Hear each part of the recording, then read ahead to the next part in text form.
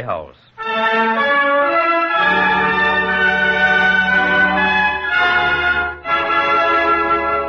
Presenting Josephine Young Case's story of loneliness, struggle, and hope. At midnight on the 31st of March.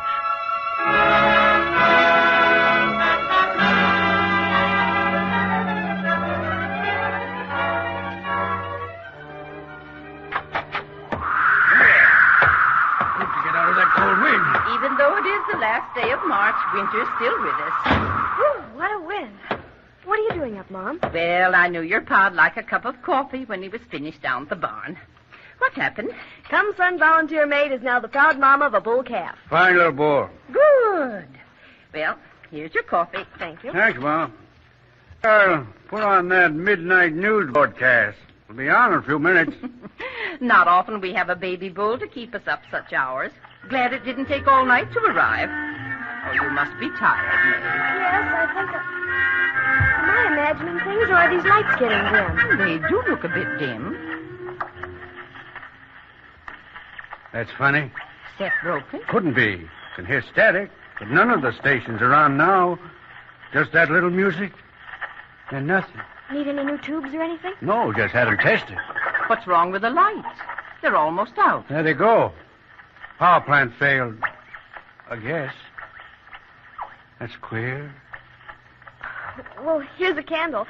Looks like it's time we were all in bed.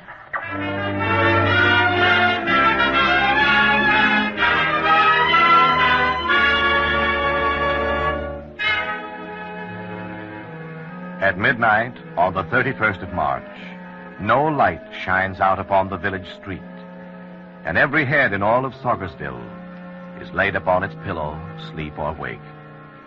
Only the slippery road, the roaring creek, 24 houses in a valley cleft, a mill, a store, 2 steeples pointing up, a school, garage, the hotel, and the Grange are Saugersville for anyone to see, given light to see by, or an eye to see.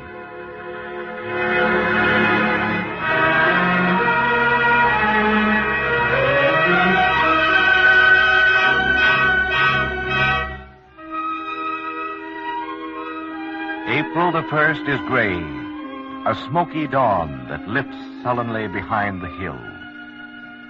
The air smells strange. You know, Earl, a funny thing happened last night. Huh? Yes, I couldn't sleep, so I lit the light. Decided to read a bit. But after a while, it just faded out. Tried other lights in the house, but the power seemed to be off. Hey, what's going on? Can't get electric power in my barn. Well, John was just telling me that his lights weren't working either. Oh? Thought maybe it was just the lines to my house. Hey, maybe we ought to call the company and find out what's happened. How about it, Bert? You want to call or should I? I'll call the company. Power's still off and my refrigerator isn't working. Can't allow all my meat to spoil. It'd be a fine thing if that stupid power company had ruined all the meat and stuff in Saugerville's one and only store. When does your wholesale butcher get here, Bert? Yeah, tomorrow. You know, it's funny the power should have stayed off so long. There hasn't been any storm. What's the matter, Bert? Having trouble? Don't get no answer, Earl. Line seems dead. Must be something wrong. Isn't that George's truck? There's no mistaking that fiery red truck. It's George's, all right. Yes, but he should be out on his milk routes an hour before his time. Yeah, that's George. He's coming in. Well, George, you here? The road. Ain't there no more. Road ain't there. What do you mean? Say, George? The mist was low in the valley, so I drove real slow. Couldn't hardly see my way down through Green Hollow. Go on. And there, round the biggest curve, it was awful rough. And then... Then what? Then, there wasn't any road at all. The concrete bridge, just beyond the curve, was gone. Well, I could see it wasn't there. Nothing but trees where the road used to be. You No, I tell you, there's nothing there. The road, gone.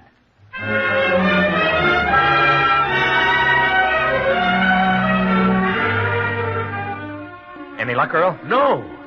Just trees as far as we could see. Even where the high-tension poles used to be, there's nothing but trees. Trees all around.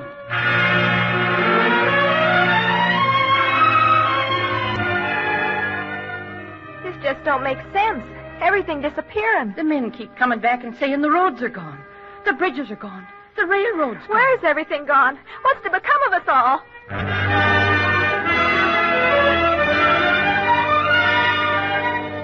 We've searched for miles.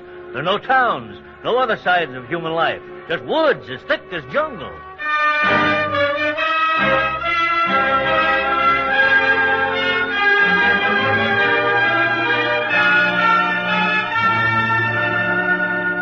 There was a meeting in the school that night, and every living soul in Saugersville that could get upon two legs appeared.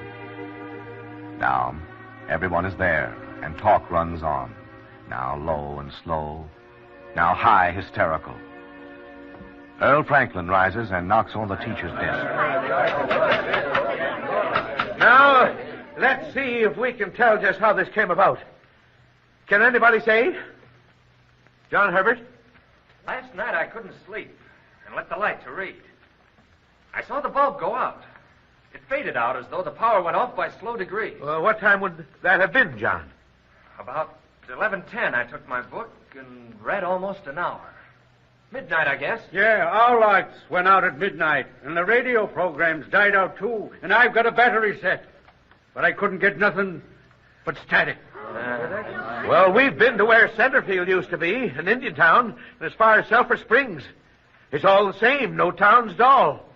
Not any house or road. Only the river and the creeks and the trees. What's up, everyone? Where are they except for us? The boat comes up.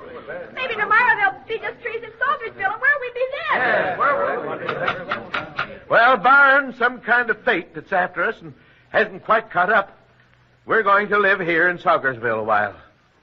The trouble is to find out just how we're going to do it, now that we needs must be independent of what used to be the rest of the world. Earl! Abe Gibbets? Got a tarnation lot of milk to home. We'll all be throwing some of that away now that George can't drive it to the other towns to be sold. Saugerville's calves and pigs and people, butter and cheese won't take it all. We'll likely have to eat the cows and then keep just enough of what we need ourselves for milk and cream and butter. We'd better breed a lot of veal and beef and pigs. Yeah, and we better see each one of us got enough hens. Yes. But we're very lucky that this is spring. At least we can plan to plant what we'll need for food and fodder for the year. Now, we must count all the things we have to have that used to come from out of town and see just how we can replace them for ourselves. And there's not too big a stock of food in your store, is there, Bert? No, not much there. Then I think that it better be rationed out fairly to everyone.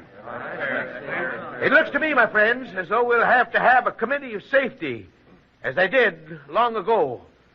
5 or 7 men to tell us what to do and when to do it. If you agree, let's settle that right now.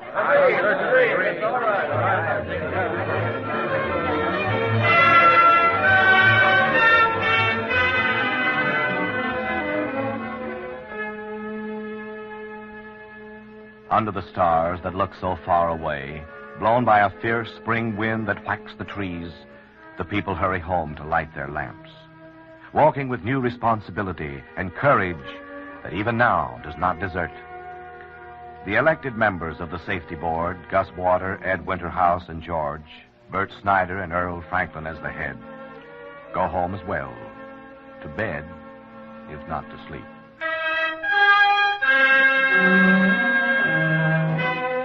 Our first problem is to see that everybody gets his share of food. We can ration out what I have on hand in the store. I've drawn up some tentative plans on what we all have to plant this year. Yeah, we'll have to kill some cattle. Don't have enough feed for so many head.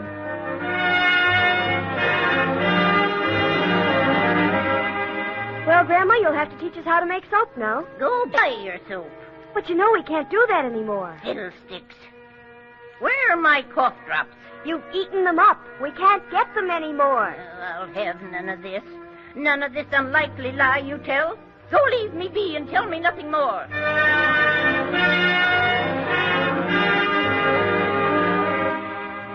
You have some gas and oil on hand, Bert? Yes, truck came Saturday. Have about 1,200 gallons of gas. Oh, good. The kerosene and oil should last an ordinary month. The gas, well, with careful use, we might make it last for a while for the farm machinery. After that, We'll just have to use horses.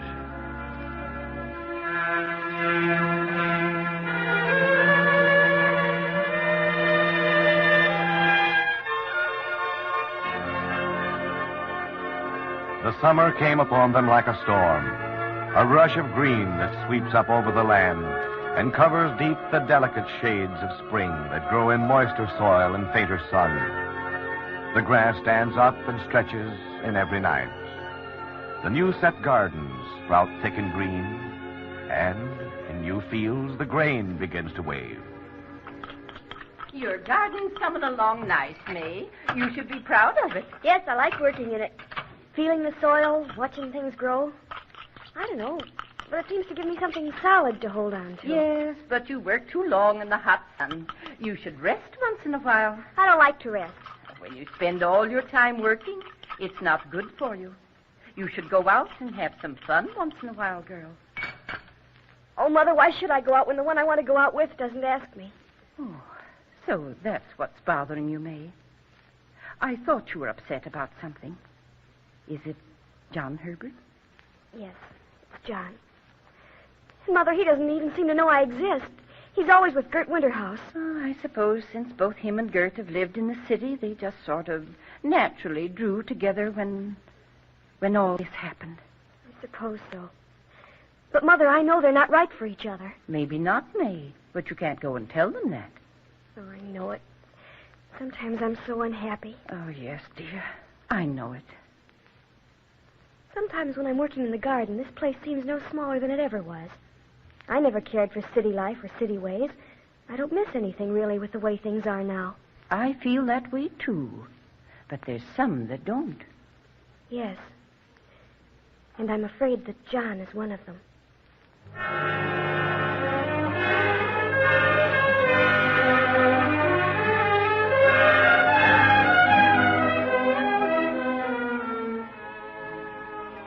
October 1st now brings them half a year, complete in this world that is so new and so tarnation old. They are the same, men and boys and girls and wives and maids, as on that midnight of the 31st of March. Their eyes look now to winter and the snow, the test to search them out if they are strong. They know the answer if their strength should fail. Yeah? Why, John Herbert. Come in, my boy, come in. Good evening, Reverend Yu. Let me have your coat. Sit down, won't you, John? Ah, yes, thank you, I will. It's getting chilly out. Yes, autumn is here, and that means winter will soon descend upon us. Did you want to see me about something special? You must think it's queer, my visiting you all of a sudden like this. I never have before. Not queer, no, but I am curious. I've been meaning to come to see you for some time now. I'd like to talk with you about these past months since last March 31st. Yes? Well, Reverend Yu, what do you think of our isolation in a world destroyed? Don't tell me God or Providence has willed that this should be. What do you really think the answer is? You must think it's queer, my visiting you all of a sudden like this. I never have before. Not queer, no, but I am curious. I've been meaning to come to see you for some time now. I'd like to talk with you about these past months since last March 31st. Yes? Well, Reverend Yu, what do you think of our isolation in a world destroyed? Don't tell me God or Providence has willed that this should be. What do you really think the answer is? If I say God in his wisdom made the mystery, and if you say blind fate playing an aimless game let this happen, why, what's the difference? We are bound to live because some strength within us says we must. But it's taking all our time to find out how to keep on living. Why? There I go again. There's always a why. John, I haven't always felt as I do now. Submission to God's will is his world. Nor can I counsel you to bow your head, for youth must fight. and with its fighting, learn. I've fought so long and learned so little that I'm tired of it. Well, you're still young, John. I used to think constantly of the city, all it meant, and thought I couldn't do anything if not there. Then when I found that by not being in the city, I'd saved the life I valued nowhere but there, what had I left? I've been lost and done more than one foolish thing in loneliness. But now those things are past? Oh, yes.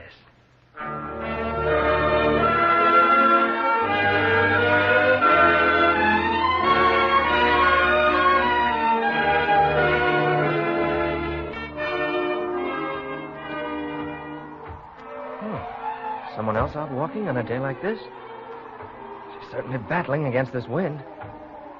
Looks as though she'll just about make it over the top of this hill.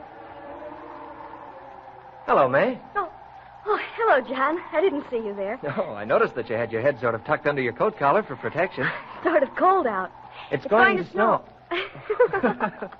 Going to, did we say? Here it comes now. We'd better go. Yes, it's a thick snow.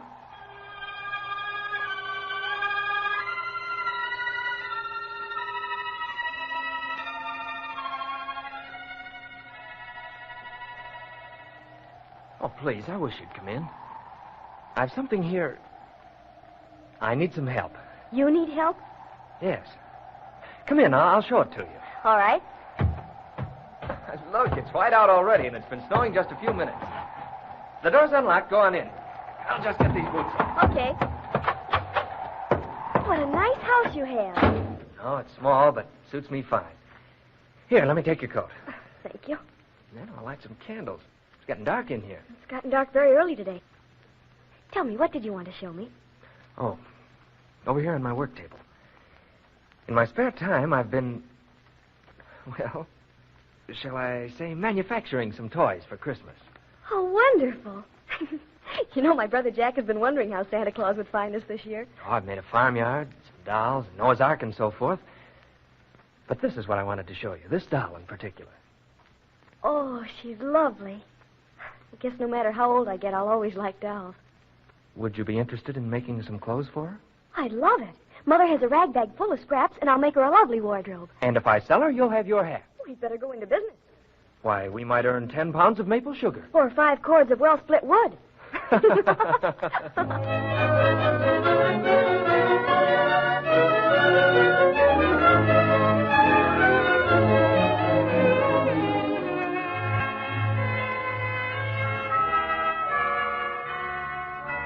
The Reverend Yule holds church on Christmas Eve.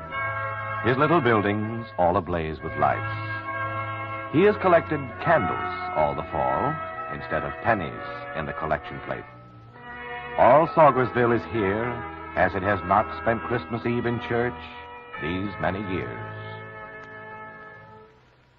O God, our Father, wise and most benevolent, that blesses us although we know it not, give us to keep here in our hearts the memory of Christ, whose birth we celebrate now for the first time in our new world of loneliness and toil. His story we will read and tell and love, that all may know that follow after here the blessing that thou gavest in thy Son. Amen. Now let us sing hymn 96.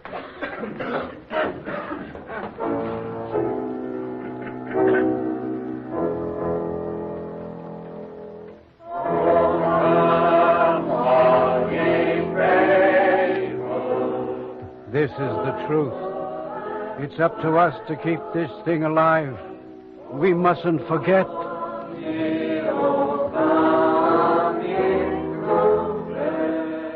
But this is just a little part of all we must pass on. Our duty is so heavy. How can we ever do all that is right?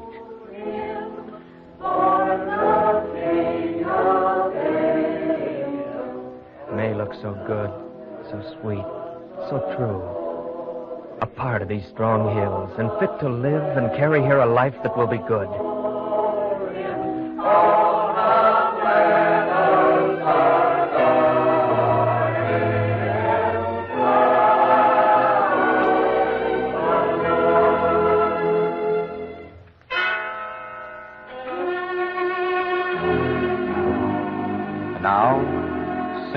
comes upon them, young and old.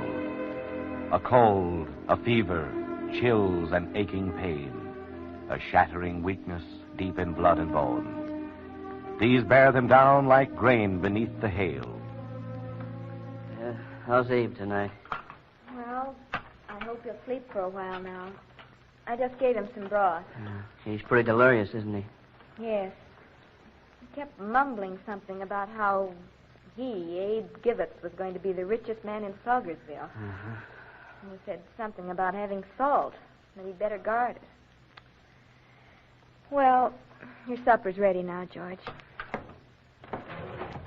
Ellen, why can't we tell him we want to get married? But, George, you know how he feels about my leaving him. He's been so dependent on me ever since my mother died. But you've got a right to live your own life. But you don't know him the way I do, George. If he knew we were in love with each other, I don't know what he'd do. I'm going to tell him. Please, George. It's been so nice here these past months since you've been working here. Don't spoil what little we have. What's that? What? Sounds like the front door banging in the wind. Oh, it is.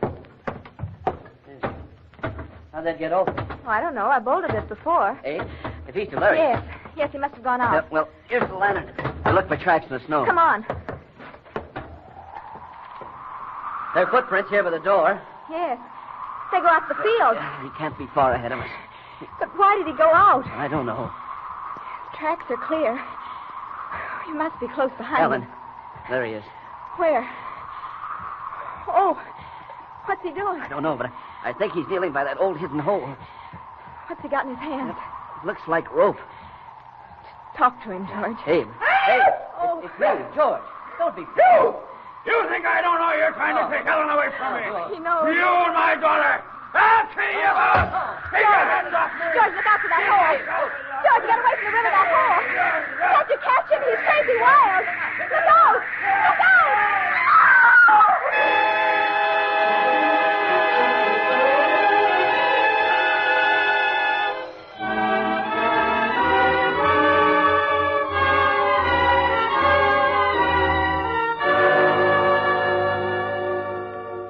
Quite a day yesterday, wasn't it, Earl? Well, it certainly was. First, John and May announced their engagement, and then that business last night. Seems something funny about all that. It does, Gus. Abe's dead, and looks now like George will probably be a cripple. Looked to me like they had a fight there at that old hole. Yes, I'm afraid they did. Funny there being salt there.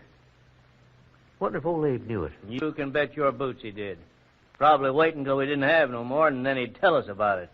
He always was an old miser. Well, he got what was coming to him. If he hadn't had the salt on his mind, he wouldn't have gone out there, and then he wouldn't have been killed. Yes, but think of poor Ellen. Her father's dead, and now she says she's going to marry George, even though he is a cripple.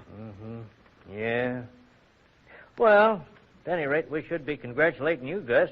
May and John are a fine couple. Yeah, they certainly are. Oh, any date set for the wedding? April 1st is the wedding. Our New Year's Day here in Saugersville. Oh, that's fine. But by the way, we should be calling a meeting of the Safety Council, don't you think? You know, our first year is almost up. We've got a lot of things to discuss. Yes, we got to plan the crops for this spring. And I think we should plan for a new election. That's right. Don't seem possible a year's most up. And I think we should establish some kind of law. Law? Yes. Something aimed for justice in a place like this. Some simple rules of government like they had way back in the days before there were so many towns. After all, the original idea in this country was that each must have his turn at government. Yes, that's true. We must hold to that idea and pass it on to our children. Each one must have his turn at government.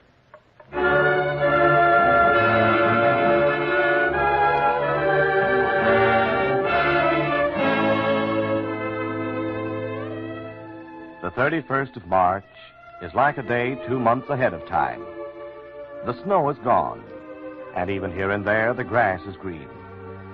That cold and bitter day a year ago, with snow still deep along the snow fences, and chilly air and summer far away, is like a memory of winter old. The shadow that is real, but now is gone.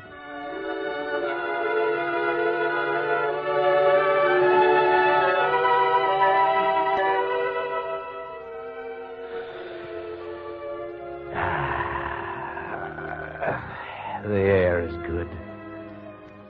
Another hour and all our year is spent. It may be the last if God keeps anniversaries and likes to do things on the proper date again. Maybe at midnight then, upon the hour as when John Herbert saw his light go dim, we will depart upon as blind a road as took all we knew a year ago. But this year has been good for us. Alone as we have been, the privations and struggles we have faced have brought out the best in all of us. We're stronger now than we were last March 31st. And if we get by this fatal hour tonight, we will keep on and be the human race.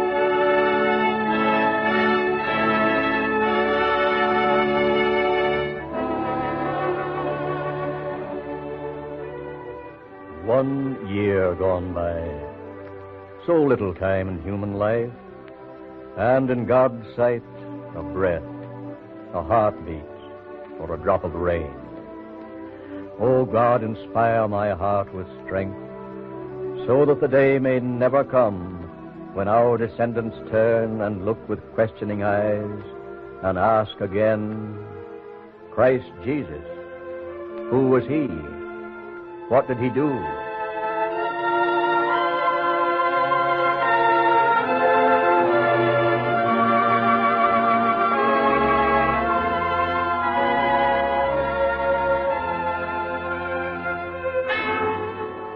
Almost midnight. The time has come again. The year is gone. Maybe at midnight our world will return. And all this year will then become a moment's dream, which we have dreamed in some few seconds of one night. A moment's dream of something real. Maybe.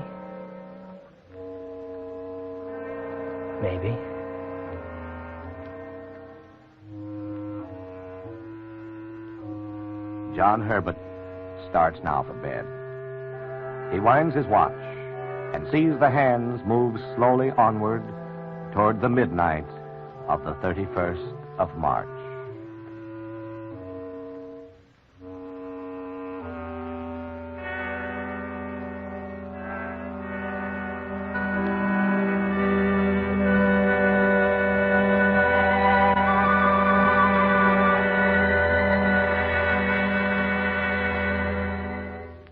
You have heard Josephine Young Case's story, At Midnight on the 31st of March, from a book published by the Houghton Mifflin Company. The adaptation for Author's Playhouse was by Hazel Way, and Fred Way was the director. The musical score was composed and conducted by Dr. Roy Shield. Next week, same time, same station, Author's Playhouse will bring you Francis Cockrell's farce comedy of a man who was beaten at his own game, Rogue's Holiday.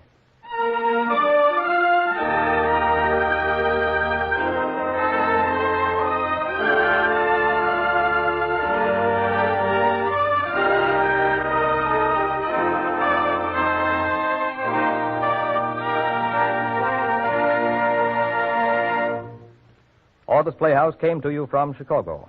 This is the National Broadcasting Company.